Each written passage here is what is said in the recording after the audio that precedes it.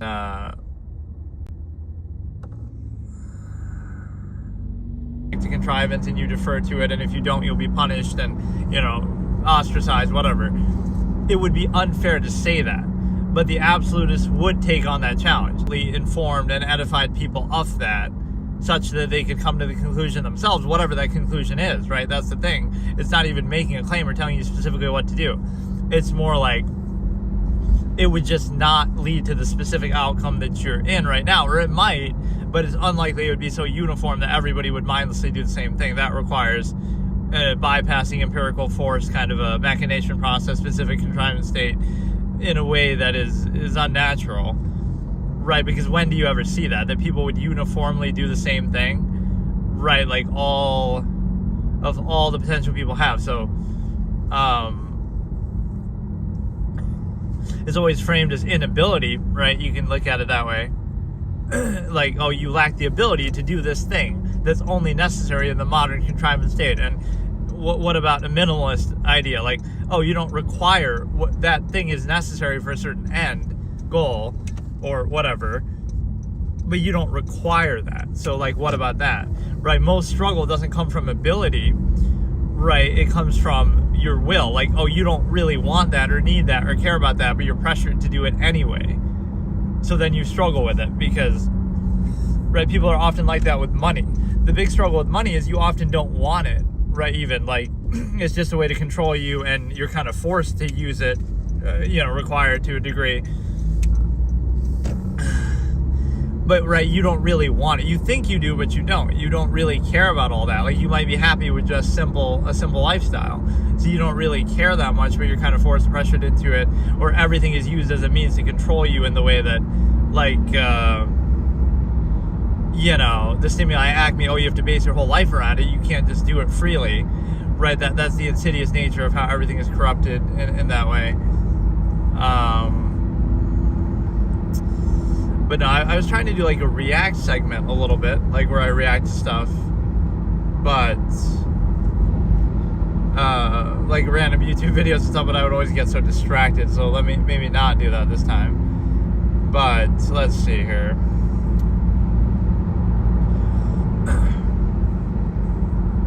There's so many things that people take for granted as default. So before, this is one of my great quotes on the amalgam theory, right, that I haven't used in a while, but I did say it a lot in the past.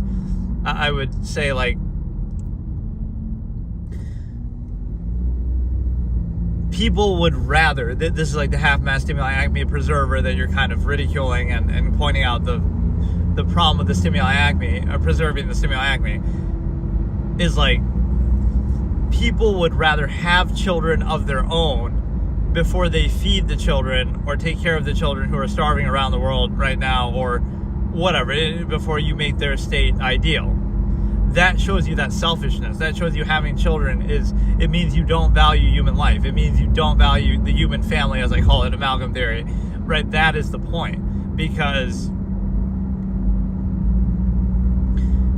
you are not understanding the big picture that you would rather do that. So it's nothing to do with, you're creating something new, right? You're saying like, oh, you'll struggle to do that and put food on the table for your kids. Like, you're doing that as like a net, some net new creation, rather than addressing what's already here. So that shows you a lack of value. It's something about the ego. It's something about the self. It's something mindless, half-mass hedonism. That's what an absolutist or a minimalist would care more about that. Even if you want to say, okay, adopt someone who's already here, or more than that, you base your life around, sacrifice and doing that. But that's the thing. People live in a society that kind of inherently objective, right? Instead of basing your whole life around that goal and sacrificing everything, you're not. You're more concerned about your relative state that you're in, the empirical, unqualified monopoly over nature itself. That homeless person that you see down the road, whatever, could easily take care of themselves out in nature, but you don't allow them to, because you are a slave of corporations and you allow them to take monopoly over nature itself, such that, that but you force them to acquiesce to certain artificial things. Why? Just because of overextension? If the world is a village of 100 people there are, the more bases there is to control them. That's why China, oh wow, more censorship and stuff like that. You didn't create the number of people there are, so why should you be inhibited on behalf of that? Because people are hedonistic animals who can't control their base urges and aren't mature and but no, you're inhibited on the basis of that. Like, oh, you should be nice to other people, and oh, it's the benefit of the collective and other people. That sounds nice in theory, but now you're exploiting that to try to inhibit everybody, control everybody based on the mass number of people there are. The more people there are, the more basis for control there is, right? Using a lowest common denominator as a basis to control everybody, right? Because one person does something bad, now everybody suffers for it. So that is all very apparent as far as the fallacy of overextension. But that's where, again, you would not take any responsibility for that. It's not your fault that there's 8 billion people on the planet, right? You didn't create that. You don't, even on an individual basis, you don't have to preserve that. You don't have to have kids, and then that's it, right? That's your responsibility. Because you really, truly care and value human life, so you wouldn't have it flippantly, or you would try to address and vouch for what's already present instead of overextending all the more because you don't care and you're just selfish and you're just mindless and aimless and you're not really doing it with any thought or plan or measure. And so that's the ultimate point of ridicule that we can do. Oh, you're struggling to put food on the table for the 5 kids. Then why did you have them? Who made you have them? Right? It's a choice, again, presuming whatever, but you even have abortion options these days, but that's like the middle ground. Like, ultimately, abortion, no, in an ideal perfect world, abortion shouldn't be necessary and wouldn't happen, but it would be kind of accepted or encouraged, well, not encouraged, but you would rather still see that than what you see instead, which is you would still rather see abortion than see this half-mass stimuli preservation where people mindlessly just do this without any thought or regard for, or value for human life, right? Everything mass-produced suffers inequality for it, including human life itself. It's used as a pretense to control each other. You might think, oh, but it comes with all these benefits. Like, look at all this technology and machination process. But first of all, that's like a benevolent, indignant insistence kind of thing. Yes, that might be a benefit, but you don't choose that. Like, you're not choosing, like, okay, I'll sacrifice this for this technology. You don't really get that choice. It's more forced on you, and then that's used as like an overcompensation for it. But number 2 is the fact that a lot of those things are sort of watered down and mass-produced for the mass number of people. It's not really even the highest quality thing. It's just more done out of necessity for the number of people. But also, it's only necessary, right? A lot of it is only necessary because of the mass number of people. So you'd be like, oh, all these conveniences like electricity and running water, etc. Assuming you couldn't still have them on a smaller scale with a lot fewer people, once they're established and once the methodology is known. But it's something more than that. It's like, oh, look at all these luxuries you have that you owe back to this mass number of people, but you only really need them because of the mass number of people. Again, if the world is a village of 100, like, you don't need those things because the world is yours, like. So it's really a self-fulfilling fallacy of like, oh, you owe it back to this mass number of people for creating all these things, doing all these things that are only necessary because you already have this number of people, right? Like, oh, do we need running water? There's plenty of water, but, you would have to, it's only necessary because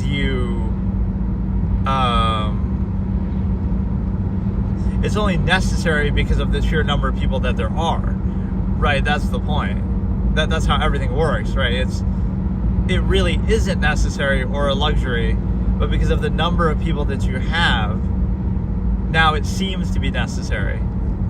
And then that's used as a pretense for corporations to monopolize, like, oh, why can't people just freely do that themselves? They can go and get water and do what they do. But, oh no, corporations, that's not allowed. But corporations can monopolize nature itself to do the same on a larger scale for the greater good of this collective that's too lazy and stupid and worthless and overextended to do it themselves.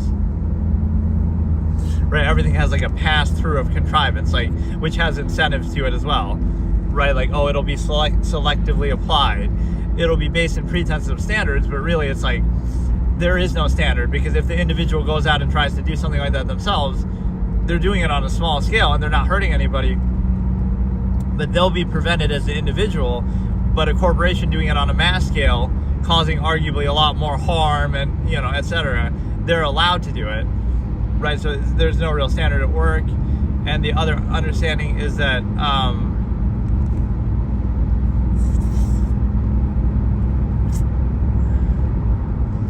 I forgot, but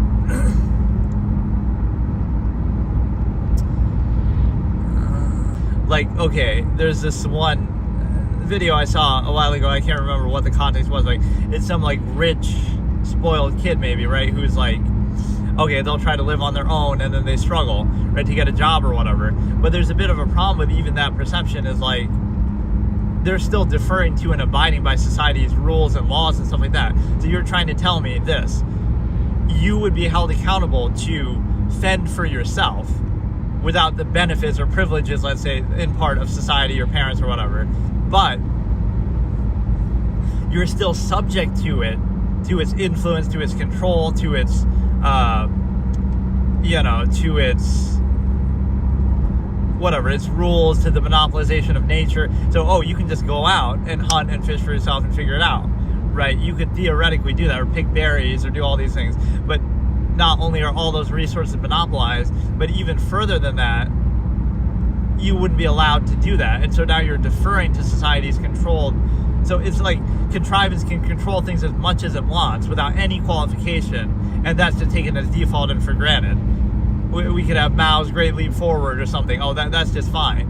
And then now it's your fault for not adequately acquiescing to that, right? So the individual is accountable, not the empirical structure. So as certain as you are of your current contrivance state, that's how sure every other one was throughout history. When Rome fell to bread and circuses, people were sure of it then. You would have been crazy if you tried to warn people. Or, if World War II Germany, people were sure of that. China right now, people are sure of that. So how much credibility do you really think you have there?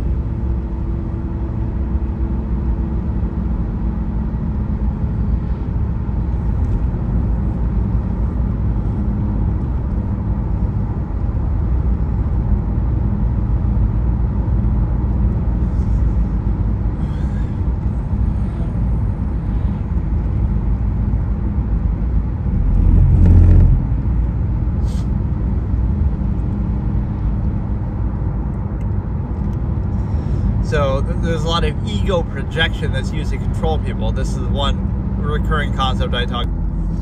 You would, like, everything would be tried to be explained, right? Let's say, but contrivance state and going along with it mindlessly, like the sheep you are, is because you're indoctrinated by it and created by it and subject to it. So your opinion, like the ordinary person, is discredited because they've been indoctrinated by contrivance.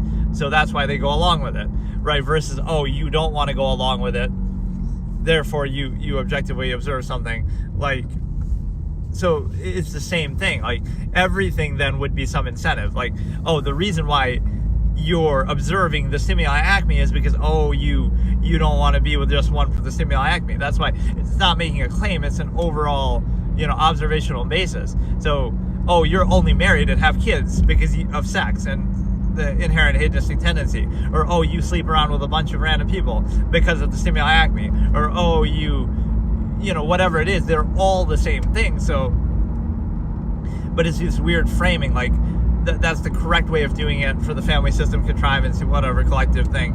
But right, it's a weird loaded biased framing that it's the same thing. So you'll discredit that. You're only defending that specification of the stimuli acme because you're in that situation with the wife and you're married. So you almost have to do it out of defense mechanism instead of somebody who's objective and free and variable. They could potentially do that if they wanted or chose, but they could also do anything or everything else.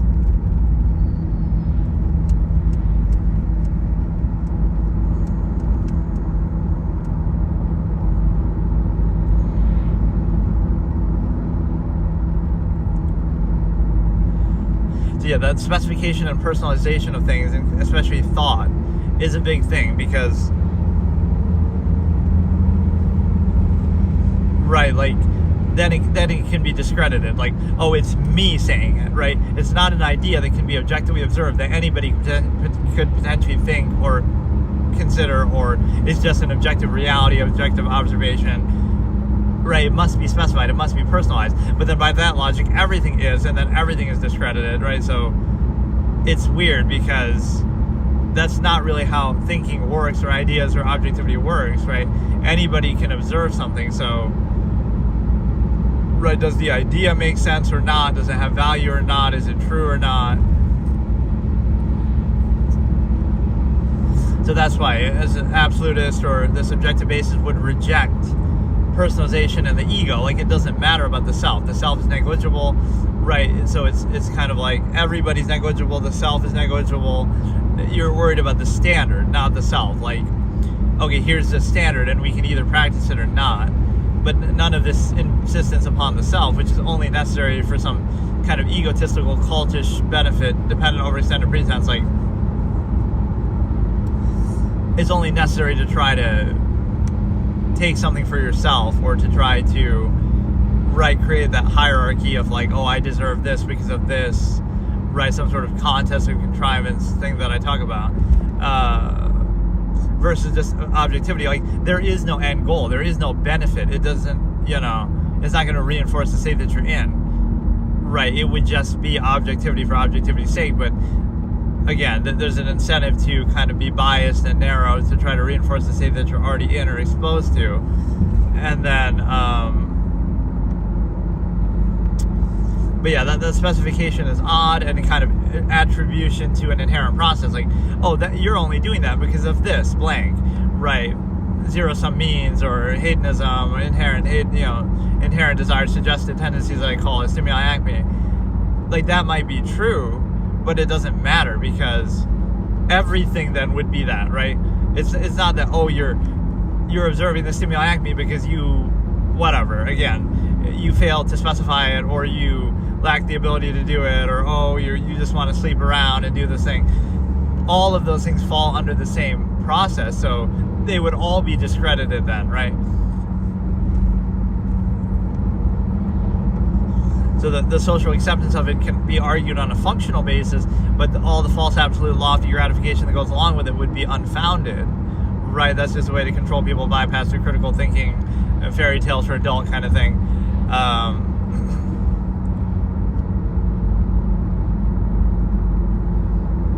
So you can kind of struggle with a specific contrivance state and, pose that it's absolute, or you could be free and variable and understand the nature of the larger process. And the reason why that's relevant is because then you're not tied to a specific contrivance state.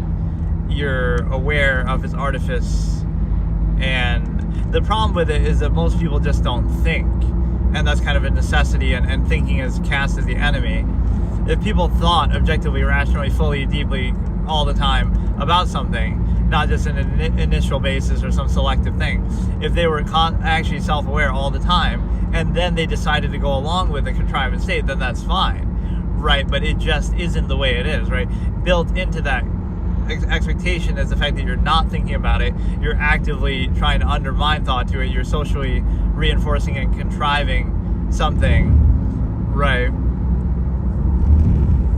But the fact that all that is necessary would show you that, well, that would work to reinforce any state then. Any contrivance state would be doable, because, right, you would use social contrivance to reinforce it, right? This human-centric, egocentric basis, like, of trying to reinforce what's in front of you, but then you would do it no matter what, like, kind of like, oh, being positive, or using human beings, again, as like a currency, as a prompt, like, oh, but do it for the sake of the collective and human beings, but that would apply to everything. So, oh, you should be nice, even in World War II Germany or China right now. You should be, even if that reinforces the state. Or, oh, you should do it for the children. Or, oh, you should, do it for the collective mass of people. But not in service of that contrivance state that's actually subversive and negative to them. At what point do you realize that that's what you're actively creating?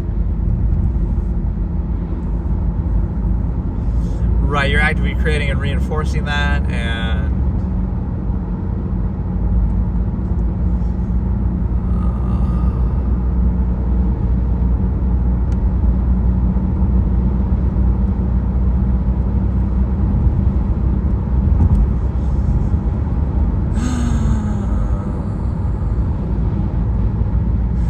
that's kind of where the individual is cast into the fire, right? A contrivance state, a process can never be flawed, right? So it's always your fault as the individual for not understanding the process that is absolute. You just don't get it. Or for not adequately overcompensating for the process. Not the fact that you have to shows it's flawed. Or it's your fault for it's somehow on you. It's never on the contrivance state. So no matter where you are, and there's even some gratification that you supposedly get from that. Like, oh, look how your parents struggled against an even more subversive contrivance state. So now how can you complain about this one? So it's kind of like,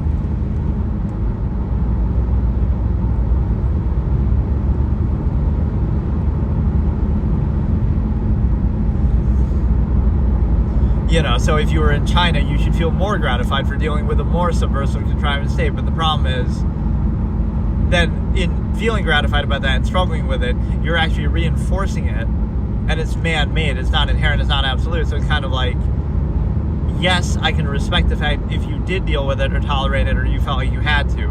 But the real point is you shouldn't have to. And the origin of it is something man-made that is artificial and subversive and, So by feeling gratified about it, you're actually kind of reinforcing it. Right, because you should rather remove the need for doing that. Everything is man-made, everything is artificial, everything is, critically thought about, as it would be on the individual basis, but never on the empirical basis. And that's how you control people, rule them by omission. Right, it's a man-made artificial structure. But if I was to present it to you right now, you would question it and you would ridicule it. But if it's already established, like certain aspects of society, whatever, then you just go along with it. So even if it's the exact same thing, right, and it's preconceived and established before you even had a chance to think for yourself, or you're just a kid growing up. So how is it on you to defer to something that's not even real? Or like that's not even your choice. You never had a chance to, choose it or not choose it. So now you'll go along with anything in any era, no matter what it was, right? Which would explain a lot of human history that we could associate history. So you're doing it as like a defense mechanism, but for be too at peace with it, things. But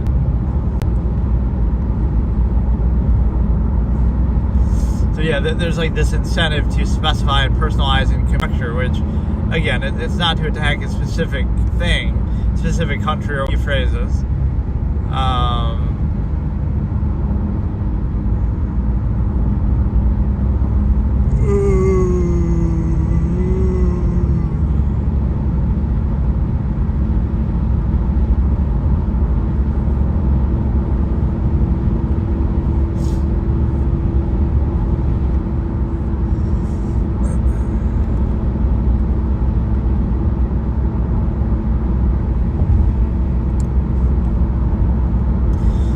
What else could we talk about here?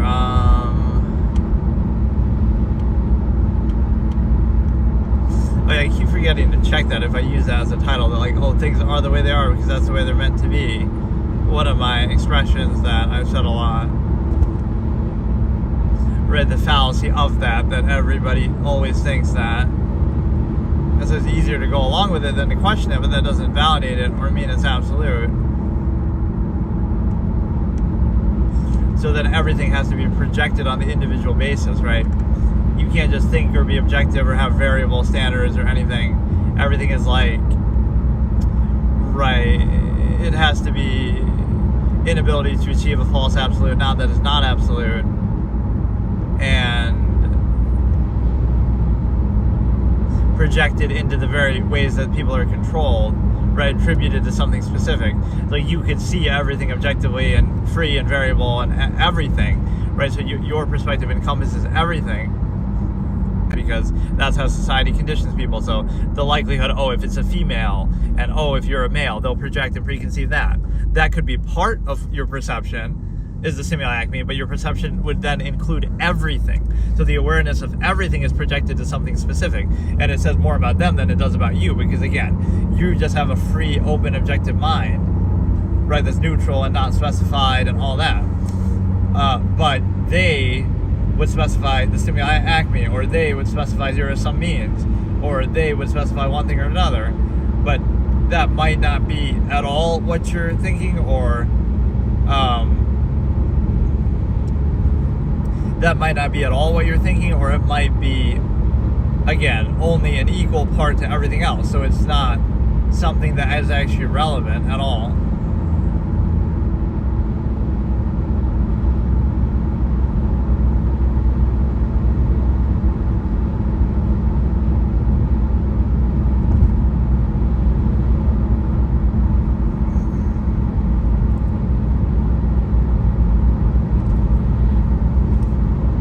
Right, it's ultimately people are trained in such a deep way by contrivance that this is also part of not preserving the simulacrum. Like, you won't be a part of that, or you wouldn't contribute to that. That you're creating the subversive half-life, basically, right? We won't get Half-Life 3, but we'll get this Half-Life. Like, you're creating a subversive lesser state. So somebody who has true value for human life and standard and experience would be, again, this amalgam theory, minimalistic idea. You want somebody to be fully free and fully self-aware in mind, and, you know, the full human experience that way, instead of what we do in society, which is training people to be half-mass hedonists, half-mass human functions, because now you're creating a mass of people, so there's more people, and there could be more possessions and more experiences, like, kind of quantity, but you're never fully self-aware, you're never fully free, you're never fully objective in mind. Right, so you're sacrificing the mind for some physical overcompensation, bread and circuses, stuff like that. Be saying, okay, you want somebody to be free, you want people to be free in mind and not have to make concessions for that. So you would not perpetuate a state that does that. Right, because the freedom is in humans' hands. Whether we act like it's some default that we're struggling with, it's really not. Learn how to use a condom, or just don't have sex, or just don't have kids. With the exact level of freedom, instead of all these concessions, you act like, oh no, this has to be done, or we have to sacrifice this, or we have to. No, you don't have to do anything, right? That's the thing. Until you get it to the way you really want it to be. This is about the simulacrum preservation and vouching for the state. That's a real control that people can have, so you won't perpetuate it. And you didn't create it, so you don't necessarily have that responsibility to it. This thing, but you're the one who chooses to create it, so that is a big decision and a big thing that you do.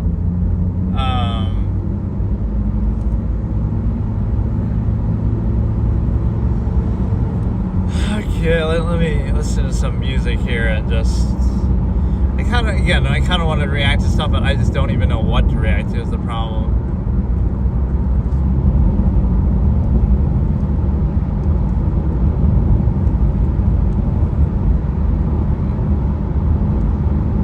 There's always like a delay on it. When I start a video, it takes like a second for the Bluetooth to pick it up.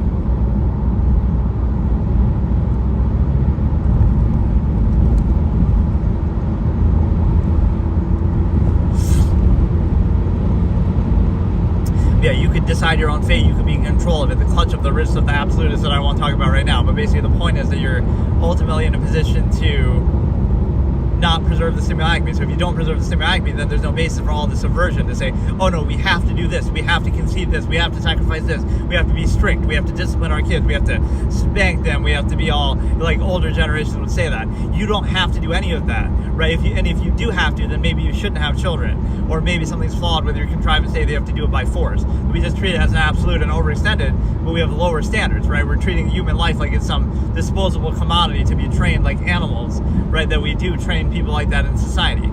You can do that if you want, right? Nobody's stopping you, that's the norm, but if you actually have higher standards or you actually value human life, you may not do that. You may not vouch for the state until somebody can be free in mind and make that choice for themselves instead of this false absolute half-mass function on a zero-sum basis that's concerned with reaction, relief, overcompensation of non-choice reaction, inherent tendency, zero-sum means. So again, it's easy to control people on that basis because they don't have to think about it. It's the initial physical state, the stuff of animals. So that's basically what you're doing. You're taking human beings and their infinite objective mind and nature, and you're reducing it to a half-mass state where they don't think or everything's on the surface level. And the reason why you're doing that is because now they're easier to train and tame and control. But the necessity of doing that is only because of this mass collective. There's no individual reason why really for that. So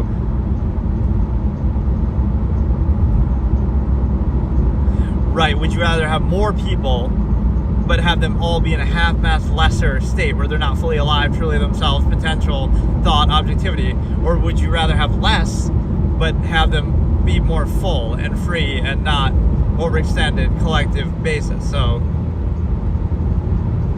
the pretense might be that, oh, you get all this machination, overcompensation as a result, but like I said, it's only necessary for that reason. Like, you know, oh, why do we have to have a car and drive places when the world is our oyster? Because, oh, every part of the world is being controlled and monopolized, and, you know, you're not free to really do anything, right? You have to go to a town because, oh, everything is monopolized and you're not free in nature. You're not free. Everything is monopolized, so...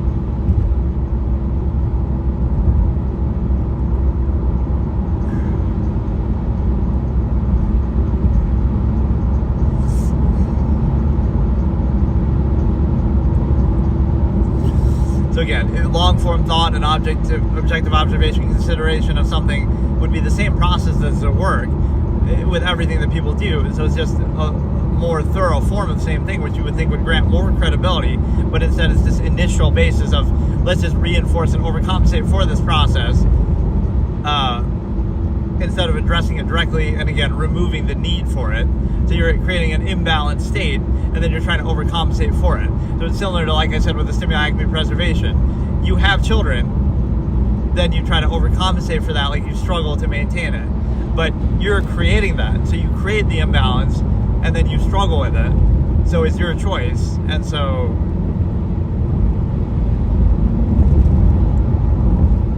that's, again, the imbalance overcompensation, like in society, why people need to drink and smoke and party and stuff like that. If your life was at peace in a more minimalistic kind of balanced state, you might not feel the need to do those things because those things are a direct response to the extreme subversive human functionalist state that you experience on the other. You go to one extreme to balance out the other. And again, do that. Oh, you don't need to be as inhibited and overextend for zero-sum means, or you don't need to, you know, overcompensate as much.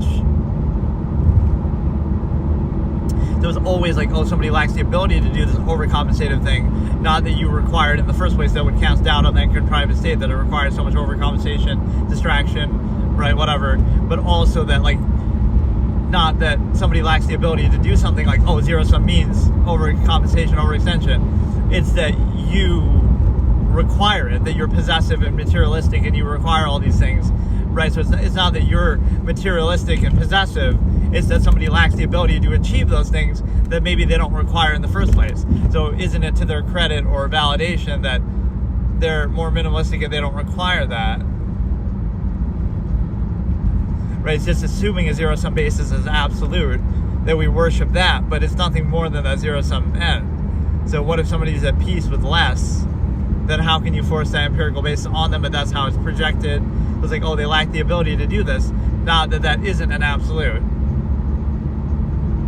Because then that's an emperor has no closed false-duality fallacy that can never be China or whatever, you know, this, that you might question those societies or aspects of it or whatever.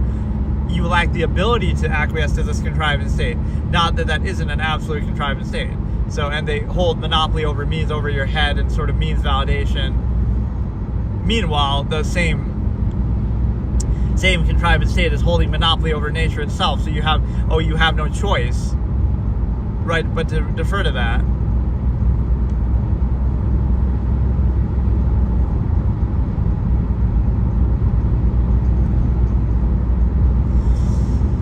So it can never be a choice, it can never be freedom, it can never be a variable, it can never be an alternate measure that somebody could possibly choose something else or different or anything else, right? No other possible lifestyle or choices could possibly exist upon them, right? So meaning that it's not absolute. Can we overcompensate for the, right, like can we overcompensate on the initial basis for it not being absolute, which would apply to any contrivance state?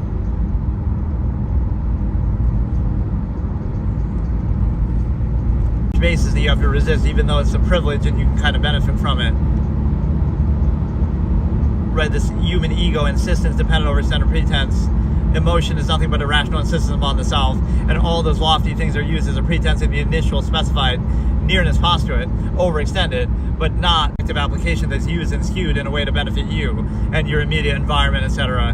Right? That sort of local thing that is disingenuous, that you don't truly value people, you value it dependent upon yourself in a way that flies in the face of amalgam theory that would be more sacrificial